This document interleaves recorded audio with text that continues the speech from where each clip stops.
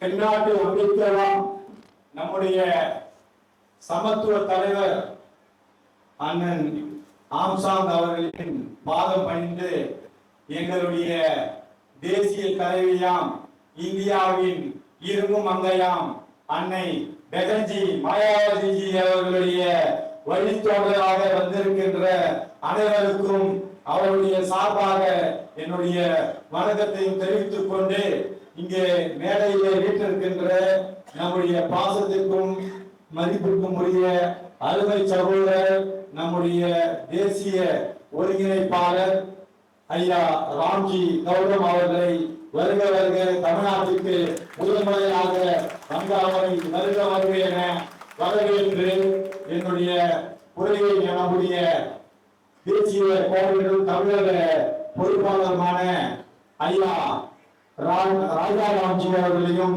அவர்களுக்குள் வணக்கத்தையும் தெரிவித்துக் கொண்டு இந்த மேடையில் அமர்ந்திருக்கின்ற அண்ணன் திருமாறன் அவர்களே, எங்களுடைய சமத்துவ சகோதரரின் மறுரூபமாய் எங்களுக்கெல்லாம் அவருக்கு பின்பு மிகப்பெரிய ஆறுதலாகவும் தேர்தலாகவும் அவர்களை பார்க்கும் பொழுதும் இந்த இயக்கத்திலே எங்களுடன் ஒன்றோடு ஒன்று இணைந்திருக்கின்ற எங்களுடைய சமத்துவ சகோதரர்களுடைய ரத்தத்தின் ரத்தமான என்னுடைய அன்பு சகோதரர் அண்ணன் கீனோ சாம்சாங் அவர்களே,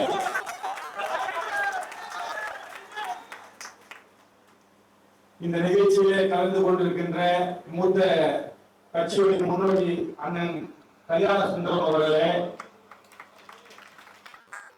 எங்களுடைய நிகழ்ச்சியாக இருந்தாலும் துணை தலைவர் என்ற முறையில் மட்டுமல்லாமல் தென்னகத்திலே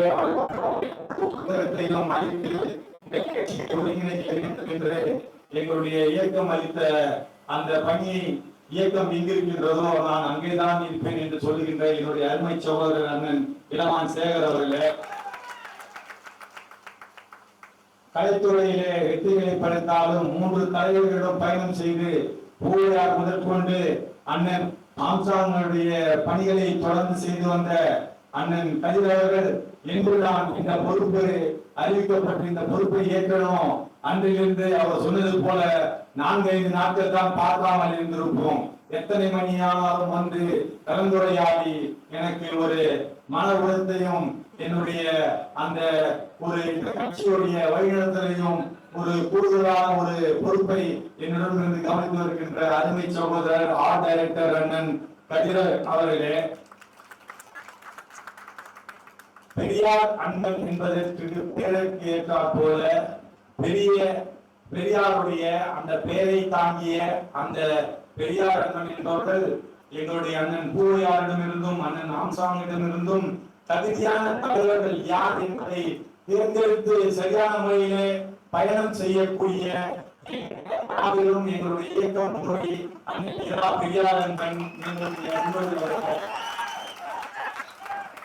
மதிப்பிற்கு மரியாதைக்கு உரிய அண்ணன் மாநில செயலாளர் அண்ணன் காமராஜ் அவர்களே,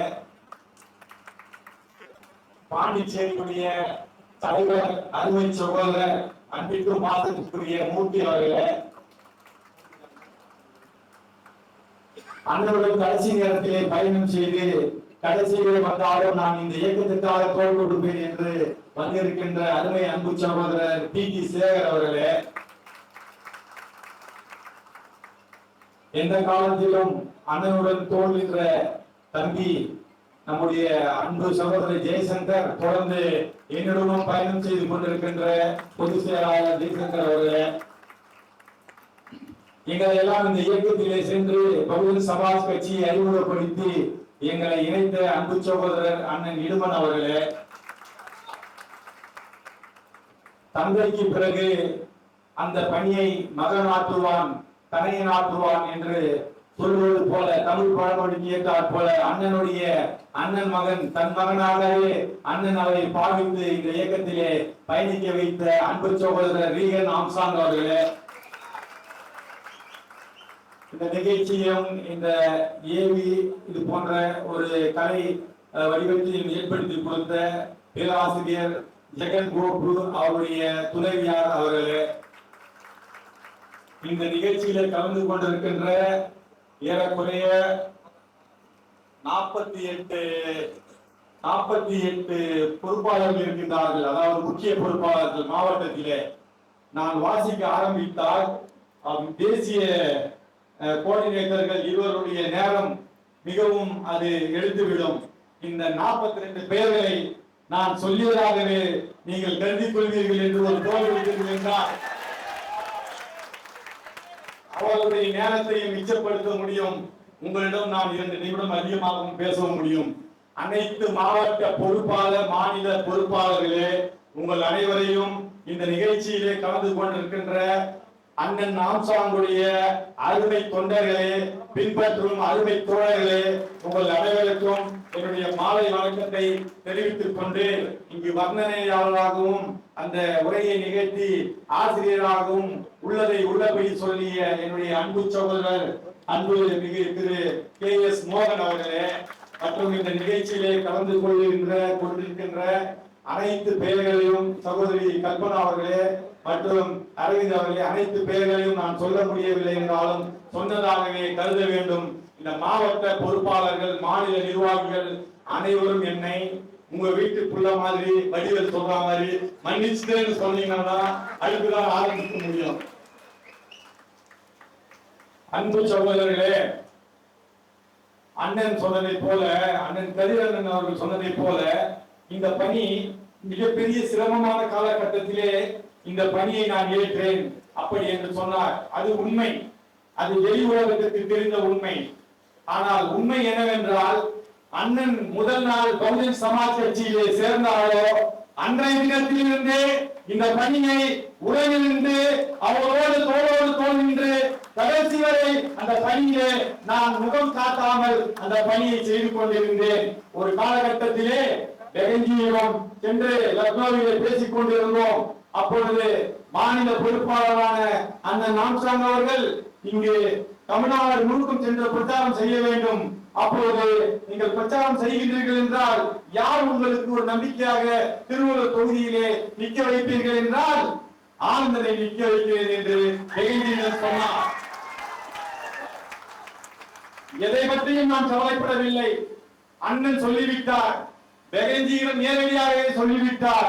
திருவள்ளூர் மாவட்டத்திலே, திருவள்ளூர் தொகுதியிலே நான் சென்று என்னுடைய வழக்கறிஞர் தொழிலே அந்த நேரத்திலே மிகவும் ஒரு முக்கியமான செலிபிரிட்டிஸ் வழக்கு என்று சொல்லக்கூடிய நடிகர் பிரசாந்த் வழக்குகளை நடத்தி கொண்டிருந்தேன்.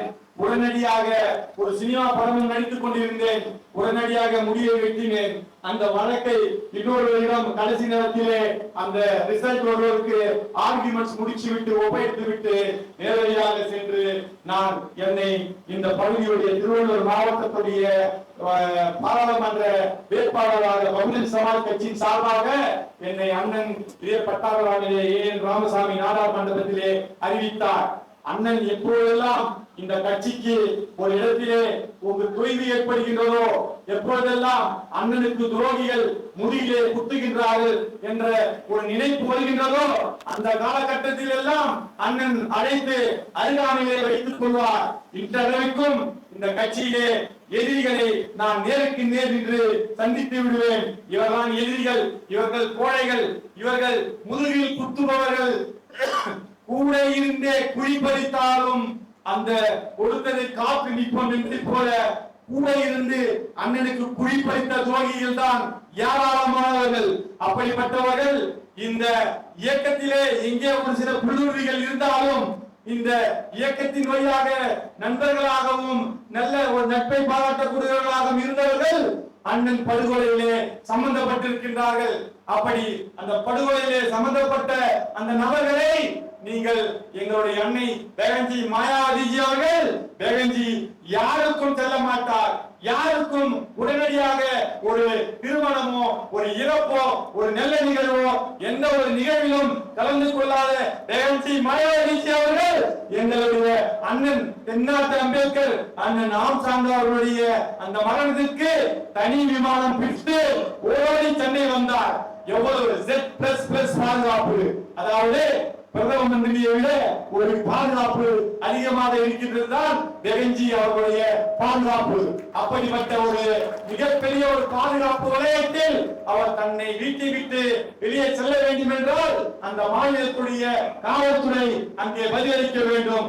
அதே போன்று உத்தரப்பிரதேசத்துடைய மாநிலத்துறை மாநில காவல்துறை அனுமதி அளிக்க வேண்டும். அதே போன்று டெல்லியில் இருக்கின்ற முக்கியமான உளவுத்துறை ஐடி உட்பட அங்கிருந்து ஒரு டிஐஜி இங்கே வர வேண்டும்.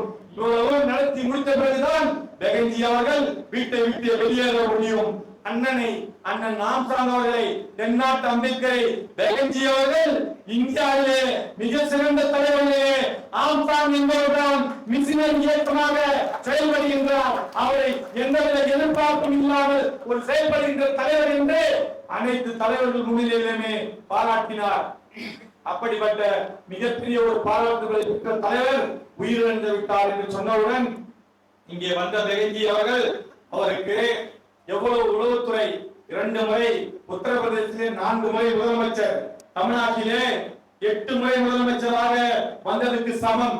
அப்படிப்பட்ட ஒரு அறிவு மிக்க திறமை மிக்க இரும்பு மங்கை பெகன்ஜி அவர்கள் சொல்லுகின்றார், அங்குடைய உளவுத்துறை என்ன, எத்தனை வட இந்திய அலுவலர்கள் இங்கே இருக்கின்றார்கள், உத்தரப்பிரதேசத்தை சேர்ந்த எத்தனை ஐஏஎஸ் ஐபிஎஸ் ஆபீசர்கள் இங்கே சென்னையிலே தமிழ்நாட்டிலே பணியாற்றுகிறார்கள், அவர்களும் உளவு எடுத்து பார்த்த பொழுது அண்ணன் படுகொலை செய்யப்பட்டது அரசியல் படுகொலை என்று சரியாக உணர்ந்து அன்னை அவர்கள் தீர்க்கமாக அந்த செய்தியை அந்த மரணத்திலே மரவளையம் வைத்துவிட்டு அங்கே சொல்லுகின்றார், இந்த மரணத்திற்கு ஆளுகின்ற திராவிட முன்னேற்ற கழக அரசுக்கு ரூலிங் பார்ட்டிக்கு சம்பந்தம் இல்லையா? இல்லை என்றால் there is no relation, there is no connection in this ruling party. This case should be handed over this government immediately to the CBI. இதை எங்களுடைய பெகன்ஜி அவர்கள் சொன்னபொழுது மாநிலத்தில் இருக்கின்ற இந்த அரசாங்கம் இந்த வழக்கை சிபிஐயிடம் ஏன் ஒப்படைக்கவில்லை? இந்த அரசாங்கத்தை பார்த்து கேட்கின்றோம். இதை செயற்குழுவிலே பேசுகின்றேன் என்றால் இந்த செயற்குழுவிலே நடக்காமல் இந்த செயற்குழுவை வலுவிழக்க செய்ய வேண்டும் என்று சில புல்லுரிமைகள், சில இந்த இயக்கத்தின் மீது கடுமையான கோபம் கொண்டவர்கள் நரைப்பாம்பை போல, நஞ்சு பாம்பை போல உடனிருந்து பின்னி பிணைந்து எங்களுடன் உறவாடியே கெடுக்கின்றார்கள். அந்த துரோகிகளுக்கு அந்த நபர்களுக்கு இந்த நான் செய்தியை சொல்லிக் கொள்ள விரும்புகின்றேன். நீங்கள் எவ்வளவு பகையை, நீங்கள் எவ்வளவு உறவாடி எங்களை கெடுக்க நினைத்தாலும் நாங்கள் கெட்டு போக மாட்டோம். எங்களுடைய அண்ணன் ஆம்ஸ்ட்ராங்குடைய சக்தி என்பது, அவருடைய உயிரிழப்பு என்பது எங்களுக்கு முன்னின்று இழுத்து சென்று உங்கள் தூரங்கள் எல்லாம் உடைத்தெளிக்கும். பகுஜன் சமாஜ் கட்சி யானை சின்னத்தை அண்ணன் ஆம்ஸ்ட்ராங் அவர்கள் எப்படி இழுத்து சென்றாரோ, பெகன்ஜி மாயாவதி தலைமையை ஏற்றாரோ, இங்கு இருக்கின்ற போயஸ் கார்டனுக்கும் கோபாலபுரத்திற்கும் சென்று ஒரு ஓட்டு, ஒரு சீட்டு, 2 சீட்டு என்று இங்கேயும் அங்கேயும் ஓடிக்கொண்டிருக்கின்ற மற்ற கட்சிகளை போல, ஒரு தலித் கட்சிகளை போல பகுஜன் சமாஜ் கட்சியை இந்த ஆளுகின்ற அரசும் ஆண்ட அரசும் இவர்கள் தவறான கணக்கை போட்டு விட்டார்கள். தயவு செய்து நம்முடைய தொண்டர்களுக்கு சொல்லிக் கொள்ளுகின்றேன், பகுஜன் சமாஜ் கட்சி என்பது நாம் கோபாலபுரம் சென்றோ அல்லது போயஸ் கார்டன் சென்றோ ஒரு சீட்டோ 2 சீட்டோ வாங்கி கொண்டு குண்டா எல்லாம் போய் அழகு வைப்போம். நீங்க பாத்தீங்களா, வீட்டுல இருக்கிற நகை எல்லாம் போய் அழகு வைப்போம். எங்க அப்பா வேணான்னு சொல்லிட்டு பையன் வேணான்னு சொல்லிட்டு நம்ம இயக்கத்துக்கு வந்திருக்கான். அதே மாதிரி அவங்க பையனை வேணான்னு சொல்லிதான் நம்ம இயக்கத்துக்கு இன்னொருடைய குழந்தை வந்திருக்கு. சோ அவங்க அப்பாவும் முதலமைச்சர், தாத்தாவும் முதலமைச்சர் ஆக்கிட்டாங்க, அப்பாவும் முதலமைச்சர் ஆக்கிட்டாங்க, பையனை துணை முதலமைச்சர் ஆகிட்டாங்க.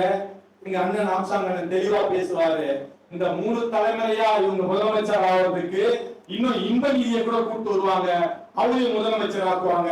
அப்படி இந்த நீதிக்கு வாழ்க்கைன்னு சொல்றதுக்கு யார் போறாங்கன்னு இந்த தலித் தலைவர்கள் என்று சொல்லக்கூடிய அந்த 2 சீட்டு வேந்தார்கள், 2 சீட்டு வேந்தார்கள், ஒரு சீட்டு ஒன்றே பெறுவோம் அது நன்றே பெறுவோம் என்று ஒரு சீட்டை வாங்கி கொண்டு அப்படி வாங்குபவர்கள் சென்று அந்த சீட்டை வாங்குவார்கள். அப்படிப்பட்ட கட்சி பகுஜன் சமாஜ் கட்சி அல்ல. நம்முடைய தலைவர்கள் சகோதரர்கள் பேசும்பொழுது சொன்னார்கள், அடுத்த முறை நாம் 2026 கணக்கை தொடங்க வேண்டும் என்று சொன்னார்கள். நான் உங்களுக்கு ஒன்றை சொல்லிக்கொள்ள விரும்புகின்றேன். 1984 ஆரம்பிக்கப்பட்ட பகுஜன் சமாஜ் கட்சி உத்தரப்பிரதேசத்திலே பார்த்தீர்கள் என்றால் 1995 ஆட்சியை பிடித்தது. ஆட்சியை பிடித்தோம். ஆட்சியை பிடித்தவுடன் முதலிலே 6 மாதம் ஆட்சி.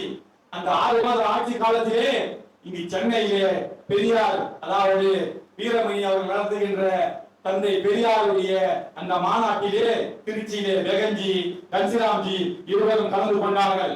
அப்படி இருவரும் கலந்து கொண்ட பொழுது, அதாவது தென்னிந்தியாவிலே சனாதனம் அதிகமாக இல்லை.